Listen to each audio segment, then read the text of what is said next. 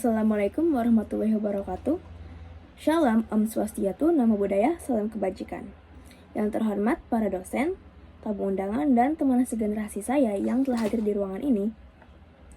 Berdirinya saya di sini yaitu untuk menyampaikan pidato tentang sulitnya mencari pekerjaan di tengah janji 19 juta lapangan kerja. Teman-teman sekalian, kali ini saya ingin mengajak kita semua untuk merenungkan satu pertanyaan yang sangat dekat dengan kehidupan kita, yaitu mengapa mencari pekerjaan di Indonesia masih terasa sangat sulit. Padahal pemerintah menjanjikan terciptanya 19 juta lapangan pekerjaan. Janji itu bukan tanpa dasar. Dalam salah satu debat calon presiden, wakil presiden kita, Gibran Rakabuming Raka, mengatakan bahwa melalui hidrasi tambang, pertanian, perikanan, digitalisasi, pemerataan pembangunan, dan penguatan UMKM, Indonesia mampu membuka hingga 19 juta lapangan pekerjaan. Janji yang besar, harapan yang besar. Namun, gimana sih realitasnya? Realitas dunia kerja tidak semanis yang dibayangkan. Data terbaru menunjukkan bahwa mencari pekerjaan masih menjadi tantangan yang sangat besar.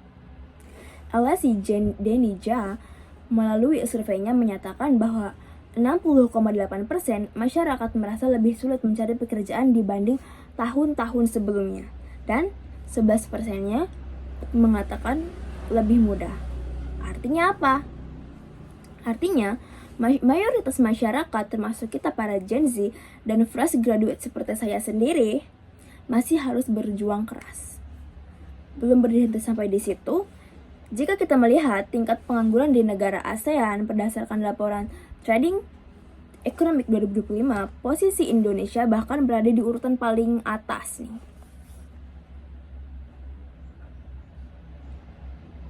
Tingkat pengangguran Indonesia tertinggi di ASEAN yaitu mencapai 4,76%. Lalu ada Brunei Darussalam, Filipina, Malaysia, Myanmar, Vietnam, Singapura, Timor Leste, Laos, Thailand, dan yang terakhir adalah Kamboja yang tingkat penganggurannya bahkan di bawah 1%, yaitu 0,27%. Hal ini menunjukkan bahwa tantangan dalam mencari kerja di Indonesia bukan sekedar masalah kurangnya lapangan pekerjaan, tapi juga ketidaksesuaian antara kebutuhan industri dan keterampilan tenaga kerja itu sendiri. Kesenjangan antara janji dan kesiapan kita. Kita sering mendengar jargon, pemerintah menjanjikan jutaan lapangan pekerjaan. Namun, kenyataannya banyak lulusan SMA, SMK, hingga perguruan tinggi yang masih belum mendapatkan pekerjaan. Bahkan sebagian mereka kehilangan pekerjaan karena PHK. Nah, kenapa ini bisa terjadi? Karena lapangan pekerjaan memang ada, tapi kesiapan tenaga kerja tidak selalu sesuai dengan apa yang dibutuhkan industri. Karena apa? Karena kebanyakan industri atau perusahaan mencari orang yang mempunyai kemampuan digital, problem solving, communication skill, kemampuan adaptasi, mental kerja yang kuat, serta keterampilan teknis yang sesuai dengan bidang yang dibutuhkan. Dan fakta pahitnya adalah banyak dari kita yang belum siap. Lalu apa sih yang harus dilakukan generasi muda? Nah, disinilah tujuan saya berdiri di sini. Itu untuk mendorong kita semua untuk mempersiapkan diri sebelum menghadapi realitas dunia kerja. Meski lapangan kerja yang dijanjikan mungkin tidak sesuai dengan ekspektasi, tapi kesempatan selalu ada bagi mereka yang siap. Apa sih yang kita harus lakukan?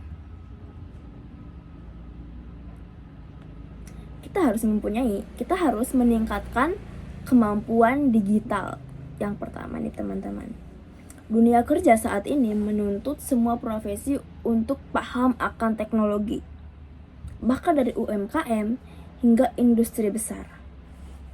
Lalu yang kedua ada kuasai skill yang relevan. Jadi kita harus belajar keterampilan yang benar-benar dibutuhkan oleh industri yang akan kita daftarkan. Seperti kita harus belajar tentang desain, coding, communication, analisis data, pemasaran digital, dan atau keahlian teknis lainnya. Lalu yang ketiga adalah membangun mental kerja dan etos profesional. Dengan apa? Yaitu kita tidak mudah menyerah dan tidak hanya menunggu panggilan, tapi aktif mencari peluang. Nah, ngomongin tentang peluang, yang keempat ada berani menciptakan peluang nih teman-teman. Jika kita masih belum dipanggil atau masih sulit dalam mencari pekerjaan, kita bisa menciptakan lapangan pekerjaan itu sendiri. Contohnya dengan membuka bisnis kecil-kecilan, mungkin itu akan berubah menjadi besar jika kita terus konsisten, atau freelance, atau memanfaatkan platform digital seperti kita bisa menjadi vlogger, streamer, atau affiliate dari barang-barang yang akan dijual oleh pasar digital. Terus yang terakhir adalah kita harus tetap belajar, karena bertahan di masa depan bukan tentang yang paling pintar, tapi melainkan yang paling adaptif. Jadi kita harus menjadi orang yang mudah beradaptasi. Teman-teman sekalian, janji 19 juta lapangan pekerjaan mungkin memberi harapan. Tapi harapan tidak akan berarti apa-apa jika kita tidak mempersiapkan diri kita sendiri. Mencari pekerjaan di Indonesia memang hal yang sulit. Tapi bukan berarti tidak mungkin. Kita adalah generasi muda. Kita adalah Gen Z. Kita adalah para fresh graduate yang mempunyai potensi besar. Mari kita siapkan diri kita sendiri, kemampuan mental health kita untuk menghadapi realitas dunia kerja yang karena masa depan bukan ditentukan oleh berapa banyak lapangan kerja yang disediakan, melainkan oleh seberapa siap kita untuk menghadapinya dan mengambilnya. Terima kasih, cukup sekian. Wassalamualaikum warahmatullahi wabarakatuh.